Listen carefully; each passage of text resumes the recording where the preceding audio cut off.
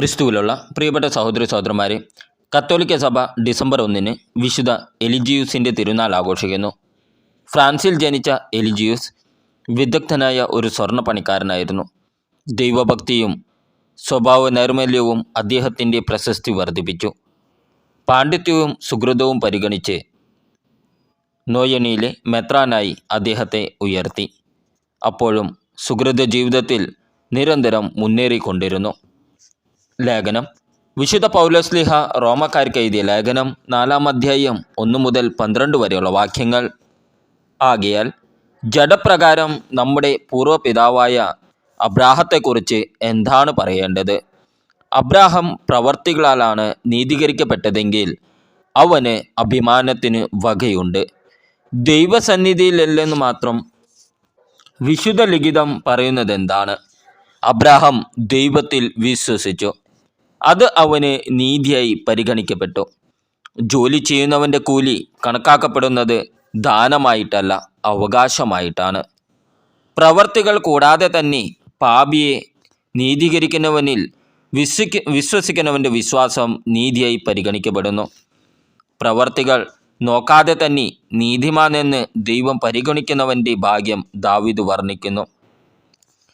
അതിക്രമങ്ങൾക്ക് മാപ്പും പാപങ്ങൾക്ക് മോചനവും ലഭിച്ചവൻ ഭാഗ്യവാൻ. കർത്താവ് കുറ്റം ചുമത്താത്തവൻ ഭാഗ്യവാൻ. പരിച്ഛേദിതർക്ക് മാത്രമുള്ളതാണോ ഈ ഭാഗ്യം, അതോ അപരിച്ഛേദിതർക്ക് ഉള്ളതോ? അബ്രാഹത്തിന് വിശ്വാസം നീതിയായി പരിഗണിക്കപ്പെട്ടു എന്നാണല്ലോ നാം പറയുന്നത്. എങ്ങനെയാണത് പരിഗണിക്കപ്പെട്ടത്? അവൻ പരിച്ഛേദിതനായിരുന്നപ്പോഴോ അപരിച്ഛേദിതനായിരുന്നപ്പോഴോ? പരിച്ഛേദിതനായി ഇരുന്നപ്പോഴല്ല, അപരിച്ഛേദിതനായിരുന്നപ്പോൾ വിശ്വാസം വഴി ലഭിച്ച നീതിയുടെ മുദ്രയായി പരിച്ഛേദനം എന്ന അടയാളം അവൻ സ്വീകരിച്ചു. ഇത് പരിച്ഛേദനം കൂടാതെ വിശ്വാസികളായി തീർന്ന എല്ലാവർക്കും അവൻ പിതാവാകേണ്ടതിനും അങ്ങനെ അത് അവർക്ക് നീതിയായി പരിഗണിക്കപ്പെടേണ്ടതിനുമായിരുന്നു. മാത്രമല്ല, അതുവഴി അവൻ പരിച്ഛേദിതരുടെ പരിച്ഛേദനം ഏൽക്കുക മാത്രമല്ല, നമ്മുടെ പിതാവായ അബ്രാഹത്തിന് പരിച്ഛേദനത്തിന് മുമ്പുണ്ടായിരുന്ന വിശ്വാസത്തെ അനുഗമിക്കുക കൂടി ചെയ്തവരുടെ പിതാവായി. നമ്മുടെ കർത്താവായ ഈശോമിശിഹായ്ക്ക് സ്തുതി. ഇന്നത്തെ ദൈവവചനം വിശുദ്ധ മത്തായി എഴുതിയ സുവിശേഷം 7-ാം അധ്യായം 21 മുതൽ 27 വരെയുള്ള വാക്യങ്ങൾ. കർത്താവേ, കർത്താവേ എന്ന് എന്നോട് വിളിച്ചപേക്ഷിക്കുന്നവനല്ല, എൻ്റെ സ്വർഗസ്ഥനായ പിതാവിൻ്റെ ഇഷ്ടം നിറവേറ്റുന്നവനാണ് സ്വർഗരാജ്യത്തിൽ പ്രവേശിക്കുക.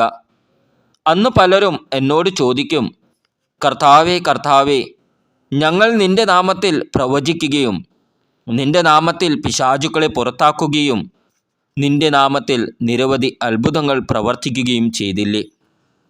അപ്പോൾ ഞാൻ അവരോട് പറയും, നിങ്ങളെ ഞാൻ ഒരിക്കലും അറിഞ്ഞിട്ടില്ല. അനീതി പ്രവർത്തിക്കുന്നവരെ, നിങ്ങൾ എന്നിൽ നിന്ന് അകന്നു പോകുവിൻ.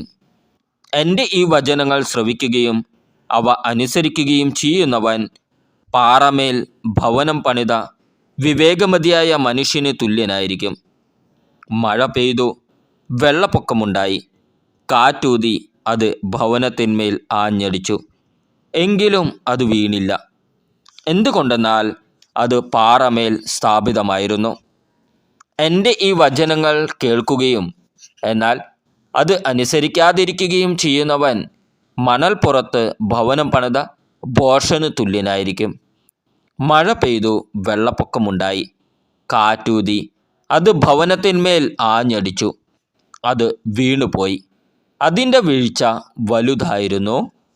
നമ്മുടെ കർത്താവായ ഈശോമിശിഹായ്ക്ക് സ്തുതി.